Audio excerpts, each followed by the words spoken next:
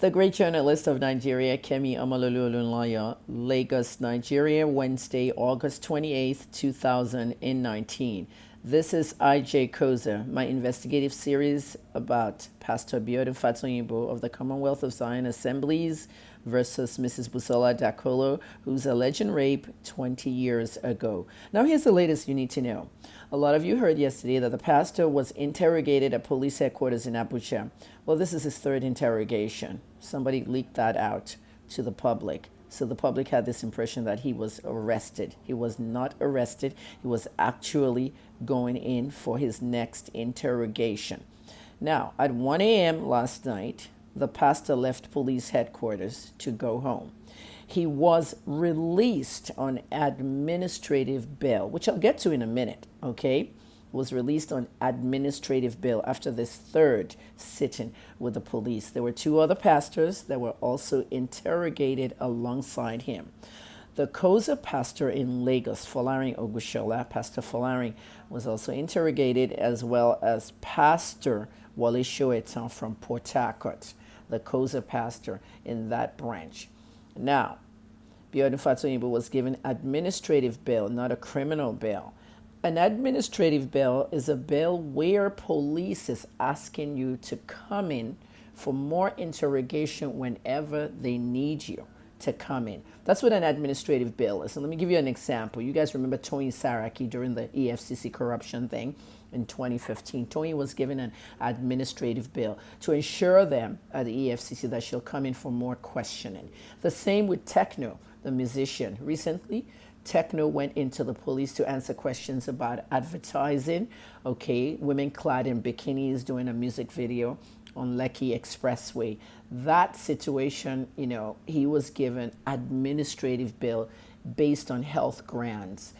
Techno has had some health issues with his voice and other things. So he was given administrative bail, and Techno will come back if the police requires him to come back for more questioning. The same goes with Bayo Adelabu. You guys know Bayo Adelabu, a former deputy governor of Central Bank of Nigeria. He ran for governor in my state, Oyo State. And 2 years before he ran for governor, he was arrested by the EFCC and, for some money issues. And he was also given administrative bail. Sometimes when people are given administrative bail, you don't hear it in the news, but it's a bail where you must come in if we need you again. So Tony and Bayo got the EFCC one, Techno got the police one, and basically that's the same kind of bail that Biodun Fatoyinbo got. Now, if it's a criminal bail, okay, as a journalist, I'm supposed to explain all this to you. If it's a criminal bail, then we have a defendant and a plaintiff, okay? In this case, all right, Mrs. Dakolo was the one that brought the issues down. The police find that Biodun Fatoyinbo in fact did something wrong, okay, then they'll call him the defendant and Busola becomes the plaintiff. And that case will be charged to court if it is a criminal bail. Meaning that, okay, we're done with you here at the police station, or everybody head to court. And then a trial or a pre-trial begins and the lawyers get fully involved. So I want you guys to understand, I've been working on this case for 2 months, exclusive information coming to me. None of the media in Nigeria has touched this case, investigated it, or explained these things to you in detail like I have done. So that's the latest on Koza right now. Biodun Fatoyinbo confirmed that he did leave police headquarters at 1 a.m. Interrogation at police headquarters could be hours, even days, even overnight. Now, you guys remember Elisha Abo, Senator Elisha Abo. He was kept overnight, and they kept interrogating him through the night, okay? He was seen in a video slapping a woman in a sex toy shop. Now, as you can remember, the woman never showed up at the interrogation, all right? Even a 5-man panel that was put together for Fatoyinbo at PFN, okay? The Pentecostal Fellowship of Nigeria. He didn't show up there because there was an active police investigation going on. So he felt that it wouldn't be a good thing because it's a conflict of interest and it can actually interfere with the police investigation. I mean, the PFN denied him, okay? They denied him, and his wife was the vice president of the youth wing about 10 years ago in 2009.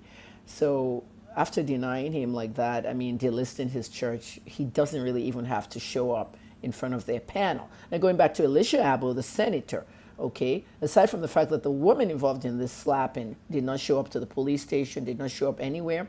Mrs. Tinubu, Remi Tinubu, a very nice lady, I know her, and she is one of our senators in the Federal Republic of Nigeria, and a woman for that matter. And I am a gender equality proponent. Mrs. Tinubu headed the 5-man panel, and I think it's 5-man panel too, of senators who wanted to meet with Alicia Abo. He met with them. He argued with them. You saw all the drama in that panel. The woman still didn't show up at the panel. So the whole PFN versus Biodun thing, if you look at what happened with the slapped woman and the Remi Tinubu panel, she didn't show up. So it looked like Nigeria was fighting for the woman who didn't even care. We were taking Panadol for someone else's headache. So I wanted to, really explain it to you as an intelligent journalist, because Nigeria is intelligent, but we're just getting smart. We're not intelligent, and I need to put some intelligence into you when you're listening to these reports that I do.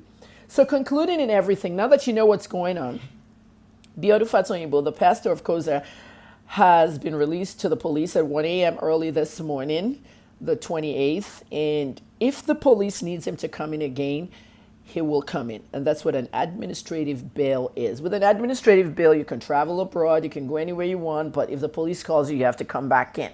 Just like Techno. Techno's out of the country for what I know and working on some projects. And if it's needed to come in on that case with the bikini-clad ladies, he'll have to come in. As for the Dakolos, they are expected in Abuja today, 28th, Wednesday of August 2019. Busola is expected in Abuja today to begin her own interrogation and questioning. Now, some questions that I was posed to was that, are they going to, interrogate them side by side at any point? I don't think so. Okay, one is an alleged rape victim, the other is an alleged rapist. So the allegations, that's why these words are very critical. Okay, I used them when I was, a defendant in the Biomi case, but it still arrested me. But it's very important that in media you use these words. These are just allegations until they can be proven right or wrong. I'm Kemi Omololu Olunloyo, the great journalist of Nigeria. Continue to tune in to my Koza updates, #IJKoza, Twitter, Facebook, Instagram, and YouTube.